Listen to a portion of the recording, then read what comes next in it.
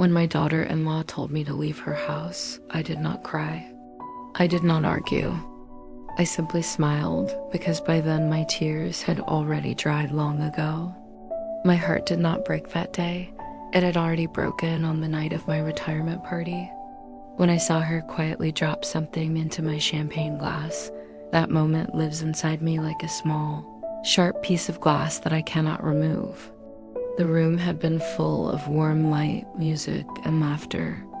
People were hugging me, congratulating me, telling me I deserved rest after selling my business for $37 million. Welcome to Auntie Rose Narrates. Before today's story of betrayal and self-discovery, please subscribe and hit like to help these stories be heard. Drop your city or country in the comments. It always warms my heart. Now let's begin. I smiled at them, but my eyes kept returning to one place, to the table where my glass stood. Waiting for the toast that was supposed to celebrate my life's work, I watched her from across the room. Calm face, soft smile, perfect daughter-in-law. She leaned toward my glass like she was simply fixing something on the table. Her hand moved quickly. Something small slipped from her fingers and fell into the golden drink.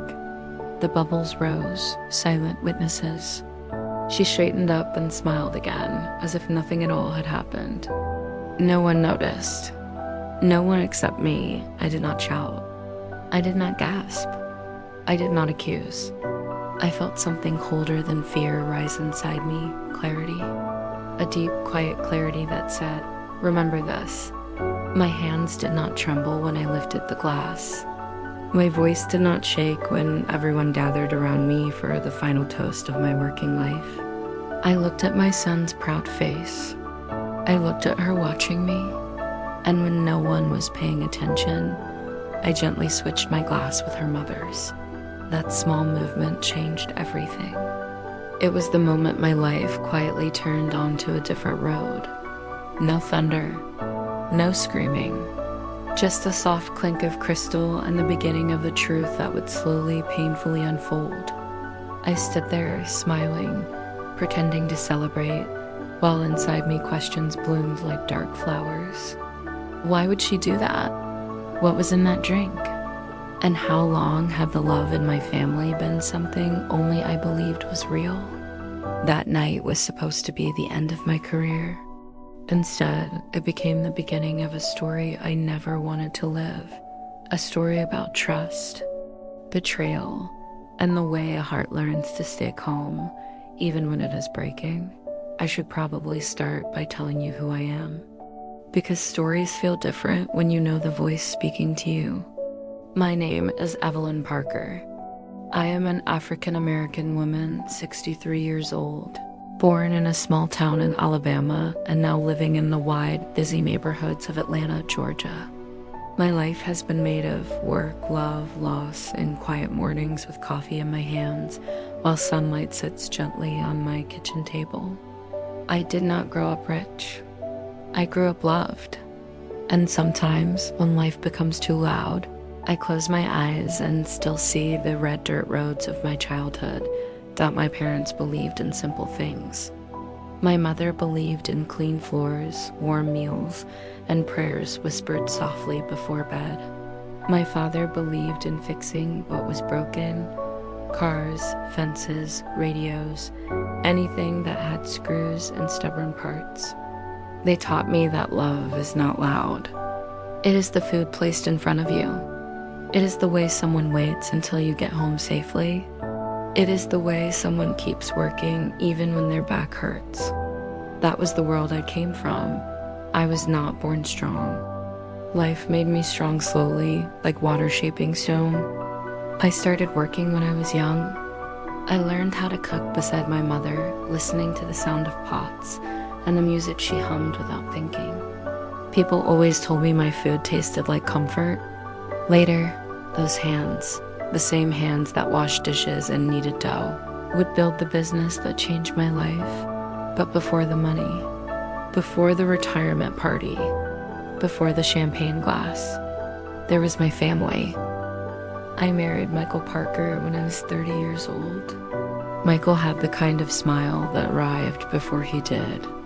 You heard his laugh from another room, and you felt lighter without even knowing why. He held my hand like it meant something important. He never tried to make me smaller. He told me, "Evelyn, you were born to build something." And I believed him because he said it like a promise, not a compliment. With him, the world felt less heavy. We did not have many years together, but we had good ones. We had years full of late-night talks, quiet dinners, and plans written on pieces of paper that sometimes never came true, but were still beautiful to dream about. We had one child together, our son, Daniel. I still remember the first time I held him, small, warm, fragile, his tiny fingers wrapped around mine as if he already knew I would spend my whole life trying to protect him. Daniel grew fast. One day he was a boy running barefoot in the yard, chasing fireflies, and suddenly he was tall, with shoulders like his father's and a thoughtful silence like mine. He was always gentle. He did not shout. He did not push.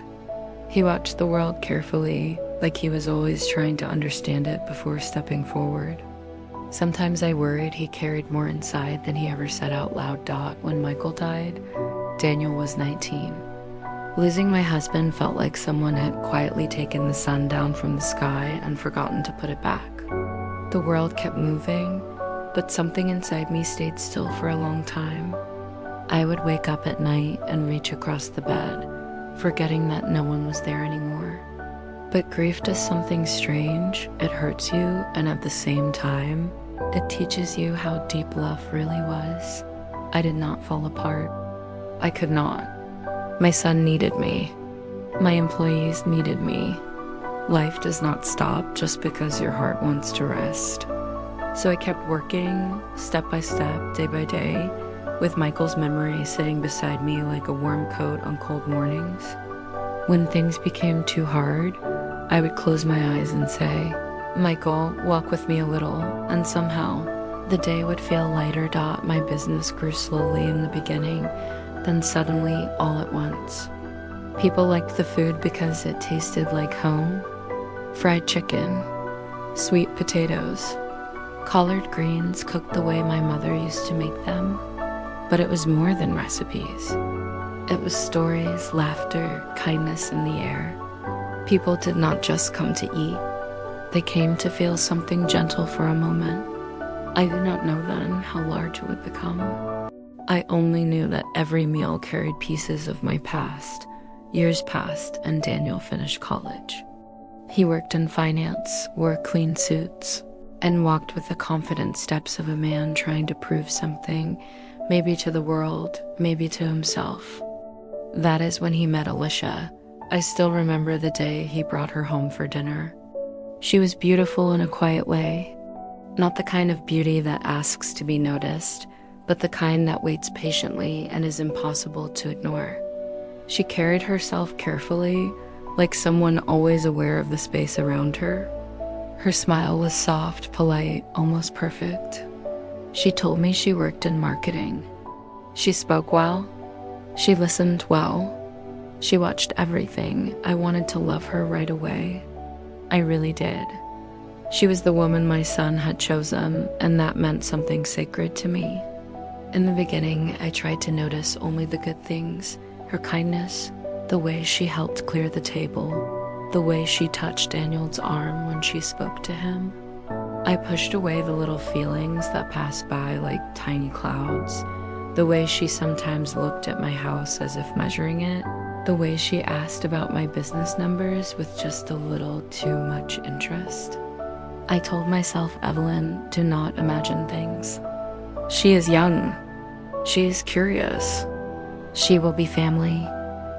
They married in a small church with sunlight falling through the windows like soft gold. I wore a blue dress because Michael always said blue suited me. When Daniel said his vows, his voice shook a little. Alicia's voice did not. She spoke clearly, almost perfectly. After the ceremony, people laughed and danced. I stood back for a moment and watched my son smile. That smile was enough to make every doubt in my heart go quiet. Time moved gently forward. They bought a house. They built their life. They called me often in the beginning, then less often as life grew busy around them. That is normal. Children grow. They step into their own stories. Parents move from the center to the side, watching, praying, hoping they will visit on Sundays. Meanwhile, my business became bigger than I had ever dreamed. 3 restaurants, then 5, then more. News articles, interviews, awards framed on walls I barely had time to look at. People saw success. They did not see the nights I slept in my office chair. They did not see the fear that walked beside me, the fear of losing everything I had built. But in the end, the company wanted to buy it. A large firm. They offered $37 million. The number did not make me feel rich. It made me feel old, like someone at the end of a very long road. I signed the papers. I shook hands. I went back to my car and sat there for almost an hour, not crying loud, just letting quiet tears fall while I whispered, "Michael, we did it. It is finished now." I wished he could have been there. I wished he could have seen what our tired hands had created together. Daniel and Alicia insisted on planning a retirement party for me. Alicia took charge of everything: decorations, invitations, menu choices. She liked control. She liked order. I thanked her and meant it. But something in my chest stayed unsettled, like a small feather constantly moving even when the air was still. The party night came. People filled the rooms like warm light. Old friends brought flowers. Former employees hugged me with tears in their eyes. They told me I had changed their lives. I held their hands and felt humbled because I had only ever tried to survive. Music played softly in the background, the kind that carries both joy and sadness at the same time. And in the middle of all this love, laughter and celebration stood the table with the champagne glasses. Mine stood there, shining under the light, waiting for the toast that would mark the end of my working life. I looked around and saw Daniel smiling proudly. I saw Alicia moving gracefully among the guests, greeting them, guiding them. Almost like a hostess in a life she now considered partly hers. Everything looked perfect, almost too perfect. I did not know then that one small movement of her hand, one tiny drop into my glass, would open doors inside my life. I had been too afraid to look behind. I did not know that the family I believed was built on love would slowly reveal shadows I had never seen before. I only knew I was tired, grateful, and ready to rest. But life was not finished teaching me yet. It never is. The morning after the retirement party, the house felt strangely quiet. There were still balloons tied to chairs, empty plates in the kitchen, and a faint smell of perfume in the air. But something inside me had changed. I woke up with a heaviness in my chest, as if my heart knew something my mind had not yet said out loud. I walked through the living room slowly, touching the back of a chair, the corner of a picture frame, the table where the champagne glasses had stood. My hand paused there without meaning to. I thought of Elisa bending over my glass dot. The image came back with painful clarity. The simple movement, the soft smile afterward, the way the world had gone on as if nothing had happened. I tried to shake it off. I told myself, Evelyn, maybe you were imagining things. Maybe it was nothing. Maybe she dropped a small crumb, or fixed something on the rim, or brushed dust away. I wanted to believe that. I really did. Because believing that other possibility meant stepping into a dark place. And I was so tired of dark places. Around noon, my phone rang. It was Alicia's mother, Monica. "Evelyn, honey, how are you feeling today?" She asked, her voice light but slightly strained. "A little tired," I said gently. "It was a long night." She laughed softly. "Yes, it was beautiful. You deserved every bit of it. I only wish the champagne had been kinder to me." I woke with a terrible headache. My hand tightened around the phone. A headache? I repeated slowly. Yes, she said. And some dizziness. I think I am getting old. She tried to make a joke out of it, but her words stayed with me long after we hung up the phone. Dizziness, headache, after drinking. The glass I had switched with mine. I sat down at the kitchen table and folded my hands. The refrigerator hummed softly behind me. Outside, children were playing somewhere down the street. Life sounded normal, but inside my chest, the quiet voice returned. Pay attention, Evelyn. Do not look away from this. The days that followed felt like thin ice under my feet. Nothing broke yet, but every step sounded different. Alicia began calling me more often than usual. Her voice was sweet, warm, almost overly gentle. How are you today, Mom?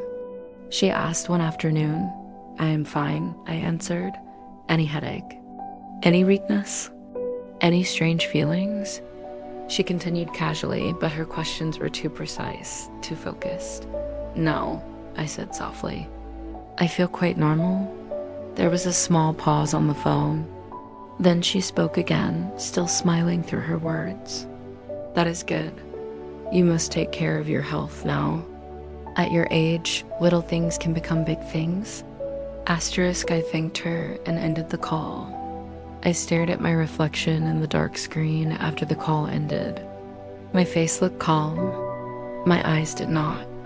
They looked like someone standing in front of a door they were afraid to open. I remembered another small thing that I had pushed away before. A week earlier, she had insisted on organizing my pillbox for the week, even though I had done it myself for years. Let me help, she had said sweetly. I like taking care of you. I had smiled and handed it to her, grateful for the kindness. But now, looking back, I wondered, was it kindness or control? One evening, I went over to Daniel and Alicia's house for dinner. The table was set beautifully. Candles, soft music, everything arranged as if carefully staged. Alicia moved around the kitchen gracefully, placing food on plates, adjusting small details. Daniel looked tired from work, but happy to see me. Mom, he said, kissing my cheek, sit down and relax. You are retired now. I smiled. I am trying to learn how. During dinner, Alicia asked casual but sharp questions. Have you thought about what you will do with all that money? She asked, laughing lightly as if it were a light subject when it was not. I have not decided yet, I replied. I want to take my time. She nodded slowly. Of course, but planning early is wise. In case something happens suddenly, things can get complicated. Daniel added, She is right, Mom. You should set everything legally. You worked so hard for it. You should make clear who gets what. There was nothing wrong in their words. They sounded reasonable, caring, practical. That is what made it more painful. I watched my son's face. He looked sincere. He was thinking of responsibility, of order, of the future. I did not see greed in him. I saw love mixed with naivety. I saw a man who trusted his wife completely and did not look beneath the surface of things. But Alicia's eyes, while smiling, held something else. A kind of waiting, a kind of quiet hunger. Not loud, not ugly. Just present. After dinner, I offered to wash dishes. Alicia joined me at the sink. The water ran warm over my hands. We worked side by side in comfortable silence at first. Then she spoke softly. You know, Mom, I did some research about trusts and wills. If you want, I can help you set things up. I know people who handle large estates like yours. I rinsed a plate slowly. Thank you, I said. I will think about it. She smiled and dried a glass. Just tell me when you are ready. The same glass made a soft, clear sound when she placed it on the counter. For a moment, I felt like I was back at the party, watching champagne fizz around something hidden. That night, when I returned home, I did not turn on the television. I sat in the dark living room with only the streetlight coming through the curtains. My hands rested in my lap. My heart whispered, "Your life has become quiet on the outside, but loud on the inside." The next few weeks continued the same slow pattern: small conversations, gentle suggestions, little pressures wrapped in politeness. "Mom, give me your new bank details. I will help you manage your online accounts. It is complicated now. Mom, you should add me as a signatory, just in case something happens. Mom, let us go to the lawyer together. I already booked an appointment, you just have to come." Always loving, always careful, always smiling. I love my son. I would die for him without hesitation. But there were moments I wanted to hold his face in my hands and say, "Daniel, please look carefully. Please see what I see." But I could not do that. He loved his wife, and love makes the eyes gentle, sometimes too gentle to notice sharp things. Small misunderstandings also began to happen, little frictions that left bruises without leaving marks. One afternoon, I arrived early at their house. I had baked sweet potato pie for them. I let myself in with the key Daniel had given me years ago. I heard voices from the dining room and stopped. They were talking about me. "I just think she should not keep delaying it," Alicia said, her tone softer than her words. "It is irresponsible at her age." "She is still healthy," Daniel replied. "You never know," Alicia continued. "People her age can fall. They can get sick suddenly. If things are not prepared, it will be chaos." "And what about the business money? What if something happens before she signs anything?" There was a silence, then Daniel sighed. "I will talk to her again." I quietly stepped back, opened the door loudly, and came in as if I had just arrived. They greeted me with smiles. I handed them the pie. We talked about simple things, but inside, something hurt in a quiet way, not because of what they said, but because of how they said it. As if my existence had already moved from mother to future responsibility, from living person to asset management concern. One evening, we were sitting together in the living room. The television was on, but no one was really watching it. Alicia looked at me gently and said, "Mom, do you ever feel confused lately? Forgetful?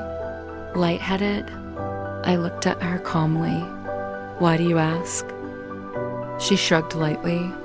"You know, at your age, it is normal." I nodded. "No, I feel clear." Her eyes flickered for a tiny second. Something like surprise. Something like disappointment. It was gone almost instantly. When she left the room, Daniel leaned closer to me and whispered, "She cares about you, Mom. Do not take it the wrong way." "I know," I answered softly. And I did know. But care is a word with many meanings. Some kinds of care heal you. Some kinds of care prepare you for something you did not ask for. The memory of Monica's dizziness still haunted me. I visited her again. She looked better but tired.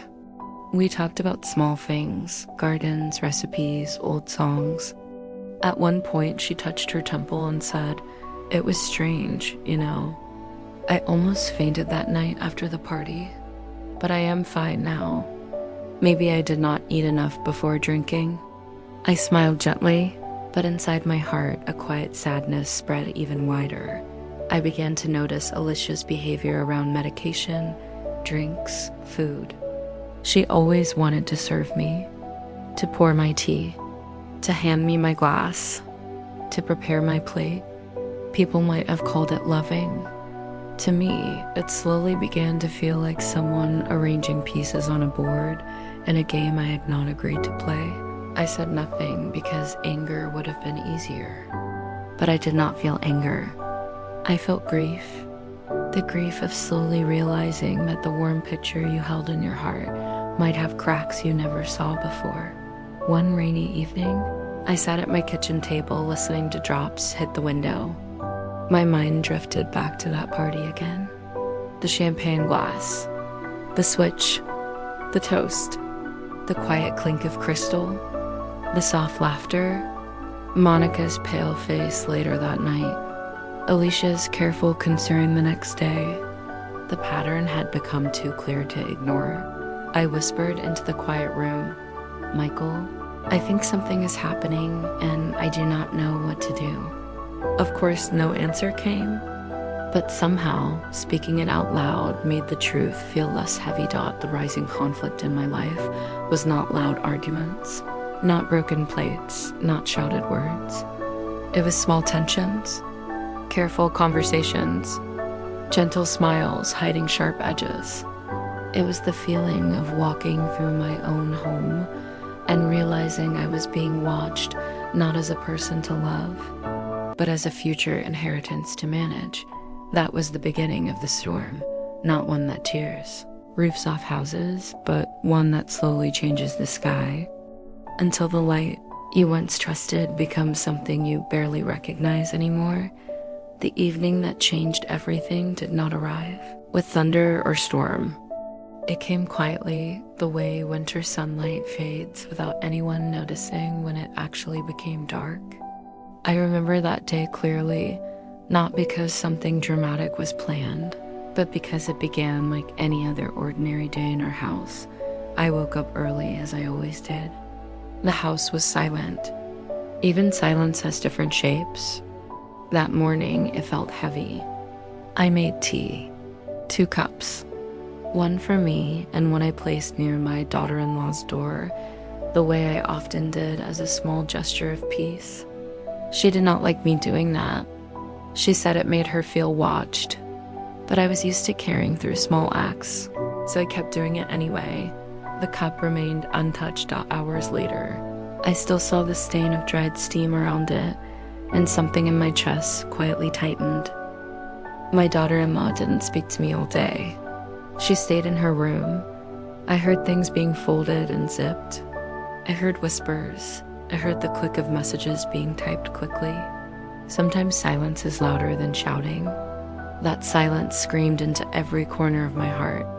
I cooked dinner that night as usual. Habit is a strange comfort.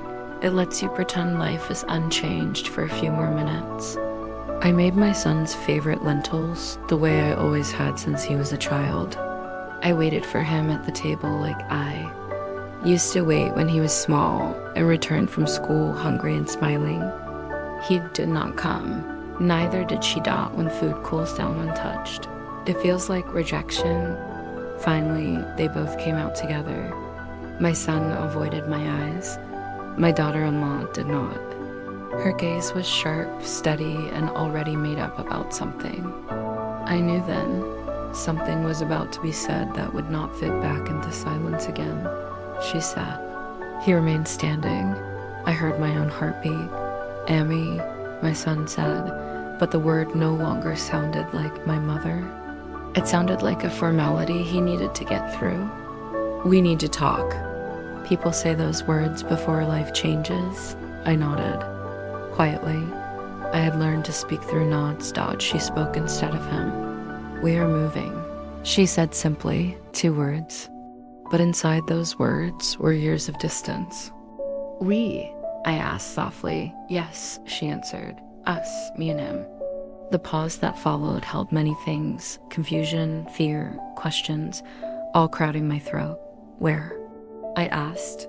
"To another house," she replied. "Close to his office and closer to my parents. It will be better for us. More modern, more space, more privacy." I understood the missing word. Freedom. I also understood another truth. They were not just moving.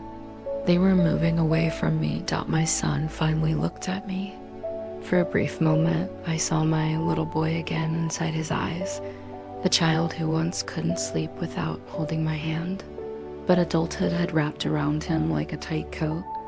"Amy, it will be easier," he said. "You will be more comfortable if you stay somewhere else, maybe with relatives. Or maybe we can arrange something small for you." Arrange something small. People do not realize how words weigh until they place them on someone's heart. That sentence fell like a brick. I did not cry. Tears sometimes refuse to obey at the exact moment they are expected. I simply breathed, slow and steady. Inside, memories began lining up.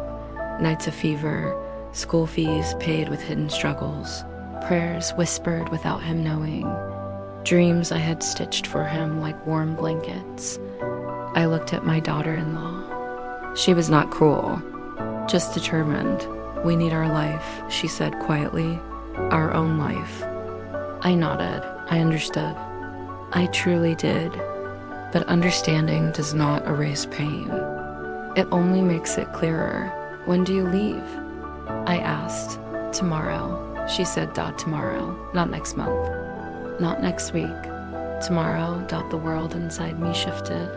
After they went back to packing, I stood alone in the living room. The clock ticked loudly, as if reminding me that time does not pause for anyone's heartbreak. That night, I did not sleep. I walked from room to room, touching walls that had seen my laughter, my struggles, my prayers. I ran my fingers over photo frames. My husband's picture seemed to watch me silently. I whispered, "They are leaving me." The room did not answer. Morning came like a stranger. Boxes stood near the door. Shoes lined up. Keys jingled. My world, wrapped in cardboard. My son finally came to me and sat beside me. For a moment, neither of us spoke. "Amy," he said, voice shaking slightly, "please understand. It's not that we don't love you." I smiled. It surprised even me. "I know," I said. "Love changes shape sometimes. That is all." He looked relieved, but also confused by my calm. My daughter-in-law entered then and placed an envelope on the table. "This is some money for your expenses. We will help you settle. Help me settle." I looked at the envelope, then at her, then back at the envelope. My hands did not move. Something within me became very still. At that moment, the turning point did not come from anger or accusation. It came from a quiet realization. I had spent years believing I was at the center of my son's world. I was not. I had been gently moved to the side, like furniture that no longer matched the new decor. I stood up. They thought I would cry. They thought I would argue, hold on to door frames, refuse to let go. Instead, I said very softly, "I will leave today." My son blinked. "Today?" "But yes," I said. "If you're going to start your new life, do it fully. I do not want to be the shadow that stands in your doorway." I packed my own small bag. Not many things. Just clothes, my prayer mat, and a few photos. You do not carry heavy luggage when you are also carrying a broken heart. Before I left, I walked into the kitchen. I touched the stove, the cups, the shelves, my silent companions for years. I whispered goodbye to the air. At the door, my son finally broke. He hugged me tightly, like a child again. "Amy, are you angry?" He asked. "No," I said, and I meant it. "I am learning." "Learning what?" He whispered. "To live without expecting anything in return." He cried then. My daughter-in-law looked away. I stepped outside. The sun was bright, almost cruel in its indifference. The street looked the same, but I was not. Every step I took away from that house felt like walking out of an old skin. I did not know exactly where I would go. I only knew one thing. The woman who once lived only as someone's mother and someone's mother-in-law was slowly becoming someone else, herself. That was the true turning point, not the leaving, the awakening. I stepped out of the house with a small bag in my hand and a very large silence in my heart. The gate closed behind me with a soft sound, but inside me it felt like a chapter had ended with a long echo. I did not turn back. Some goodbyes must be made without looking over your shoulder, otherwise your feet forget how to move forward. The road outside was familiar, yet it felt different that day. The same trees, the same shops, the same children playing. But I was no longer the same woman walking through them. I walked slowly, not because I was weak, but because I was listening to my own thoughts for the first time in years. Where will I go? The practical part of me asked, who am I now? The quieter part of me whispered back. I did not rush to answer either question. I went first to the mosque courtyard nearby and sat on a cool stone bench. Morning light filtered through the leaves above me. I watched dust particles floating in sunlight. Life was still going on, normally, peacefully, unaware of the heaviness sitting in my chest. It was strange and comforting at the same time. The world did not collapse with my sorrow. That meant I could also continue. I prayed, not with long words, not with tears, just with simple thoughts. Give me strength. Give them peace. Show me where to stand now. After some time, I got up and went to an old widow's house whom I knew distantly. She let me stay for a few days in her spare room. It was small, very simple, but it was quiet, and that quietness did not hurt me. It held me gently, like soft cotton around a wound. The first nights alone were the hardest. The bed felt too big and too empty. No sound of footsteps, no doors opening. No, Amy, where's my shirt? Or, Amy, have you cooked? For years, those small calls had been my identity. Now, there was only silence, and in that silence, I met myself. I realized that I had become used to existing only in relation to others. Mother, mother-in-law, caregiver, support, warm meal, listening ear. I had forgotten that I also had a name, a childhood, dreams of my own dot in the beginning. My thoughts circled around my son and daughter-in-law constantly. Were they eating well? Was the new house comfortable? Did they feel lighter now that I was gone? Pain has a strange loyalty. It keeps going back to the same people who caused it. Sometimes tears would arrive quietly while I folded my clothes or looked out of a window. Not dramatic tears, not loud crying, just slow, warm drops that understood they had to fall eventually. I let them fall. I did not fight them. Tears wash away the dust that gathers around buried emotions. Days passed. I began walking every morning in the small park near the house. I watched old men laugh together on benches. I watched children chase pigeons. I watched women sit in groups sharing everyday stories. And I thought, life has many shapes. I am allowed to find a new one too. One afternoon, I met a woman around my age sitting alone under a tree. Her face carried the same quiet tiredness I felt inside myself. We smiled politely at each other. The next day, we nodded again. On the third day, she spoke. "You look like someone who has recently said goodbye," she said softly. I nodded. Yes, to the life I knew. She smiled sadly. Me too. We talked. Not like strangers sharing details, but like travelers recognizing the same road dust on each other's shoes. She had lost her husband and lived with her daughter for some years, until one day her daughter too said she needed space. Our stories were not the same, but our feelings walked side by side. Talking to her made something inside me loosen. Pain becomes lighter when it is no longer alone. Slowly, I built small routines of my own, making tea for myself, reading, taking slow walks, sitting with my thoughts without fear. I began to cook what I liked, not what others preferred. I arranged the small room the way I wanted. For the first time in a long while, the bedspread color was my choice. And one evening, while watching the quiet sunset, I realized something surprising. I was not just surviving. I was gently beginning to live. Forgiveness did not arrive suddenly like lightning. It came slowly like dawn, first as a pale light, then as a clearer day. At first, I was angry at my daughter-in-law, then sad because of my son, then hurt by my own expectations. Then, little by little, a new feeling appeared. Understanding that my son had not stopped loving me.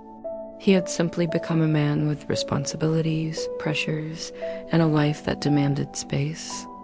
My daughter-in-law had not been born to hurt me. She was just trying to build her own world, the way I once tried to build mine when I was her age. I remembered myself as a young bride, wanting privacy, wanting independence, sometimes feeling suffocated by elders, even when they meant well. Memory humbled me. I too had once longed for my own space. That day I took a deep, steady breath and said in my heart, I forgive them. Forgiveness did not erase pain. It just loosened its grip. The wound was still there, but it started to heal instead of staying open. Weeks later, my phone rang. It was my son. For a moment, my hand froze above the phone. 1,000 thoughts rushed. Were they fine? Were they calling out of duty? Out of guilt? Out of love? I answered. His voice trembled. Amy, how are you? I closed my eyes. I did not say, I am broken. I did not say, you left me. Instead, I said simply, I am learning to be okay. There was a long pause. I could hear his breathing. Amy, he said finally, the house feels empty without you. I smiled slightly. Homes are not made empty by walls, Beta. They become empty when love is measured. He cried then. Not loudly, just the way I had cried, quietly, with understanding. My daughter-in-law also spoke that day. Her voice was softer than before. I know you must have been hurt. I'm sorry, she said. I did not punish her with silence. I said gently, hurt teaches. I have learned, and I hope you will also learn to be kind, not just to me, but to life. We did not rush promises of moving back or living together again. Some distances remain.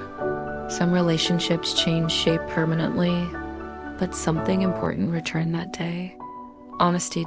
In the days that followed, my son visited me sometimes. Not because I lived in his house, but because he now wanted to see me.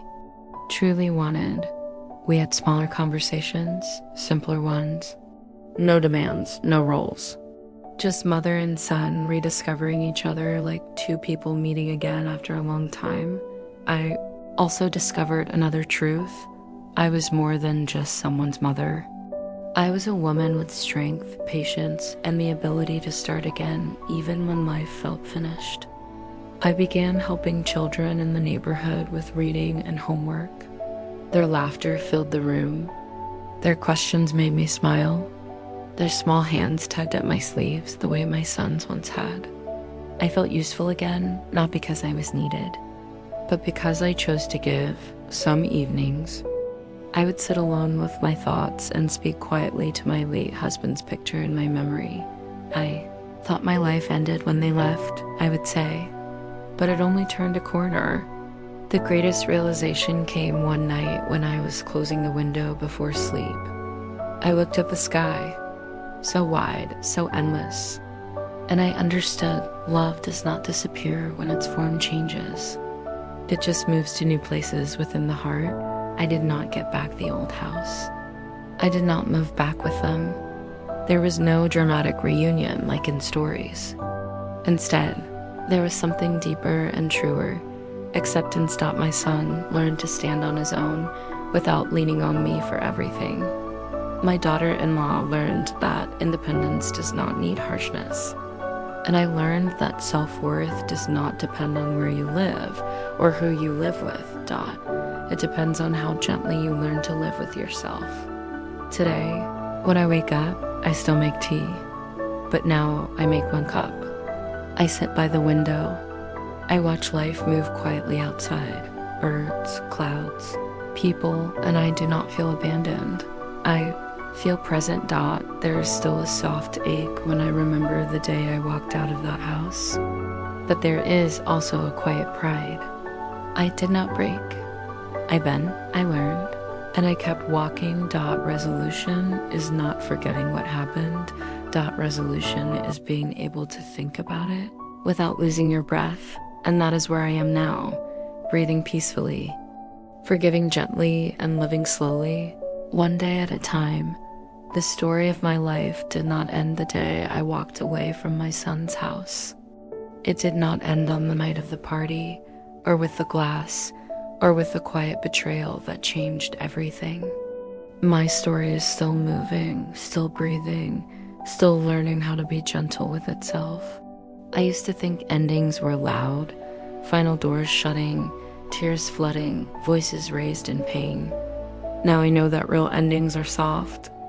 They arrive like evening light through a window, slowly filling the room without asking permission. Sometimes I still remember the sound of laughter from that retirement party, the music, the clinking glasses, my daughter-in-law's calm face, the tiny movement of her hand, the way the bubbles rose in my champagne. Those moments visit me like faint ghosts, but they no longer scare me. They are simply part of my path, small stones on a very long road.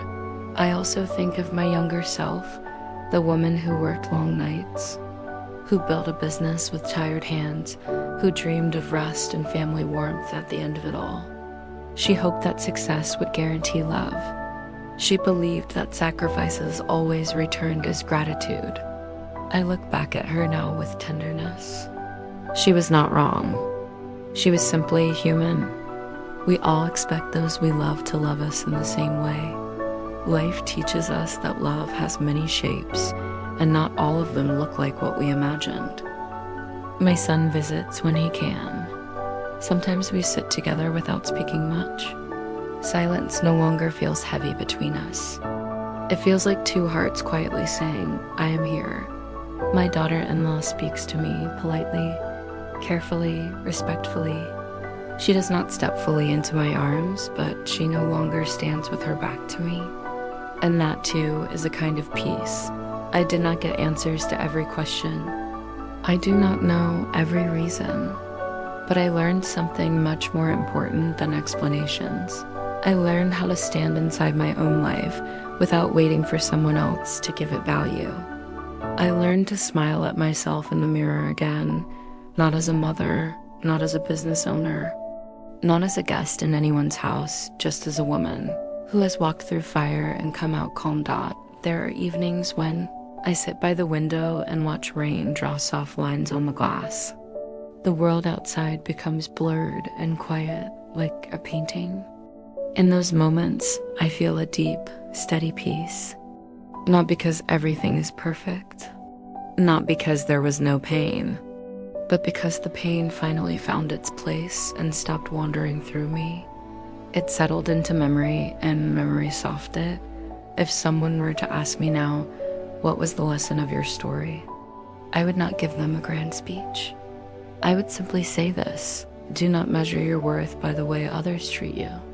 People act from their fears, their desires, their confusions, not from your value. You can be kind, loving, generous, and still be asked to step aside. That does not make you small.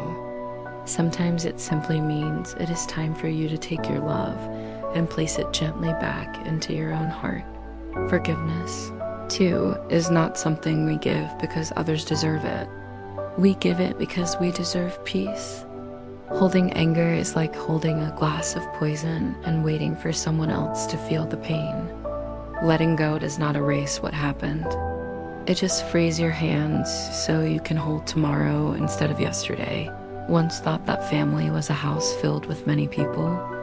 Now I know that family is any place where your soul can rest without fear.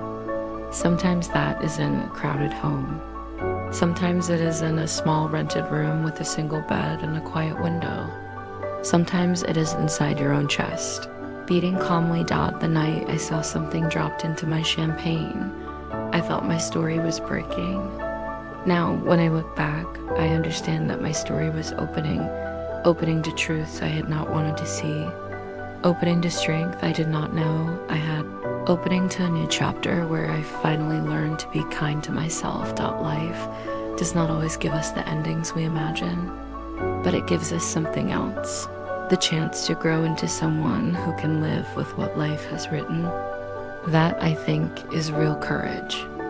Not shouting, not fighting, just walking forward even when your heart feels fragile, trusting that someday the path will feel gentle again. Tonight, I will make my tea, sit by my window, and watch the sky darken slowly. Somewhere my son will also be under the same sky. Somewhere my daughter-in-law will be learning her own lessons. We are all still moving, still changing, still trying. And that is enough that my story does not end with bitterness. It ends with a quiet smile, a steady breath, and a simple truth. Sometimes life takes you out of the house you loved so that you can finally come home to yourself.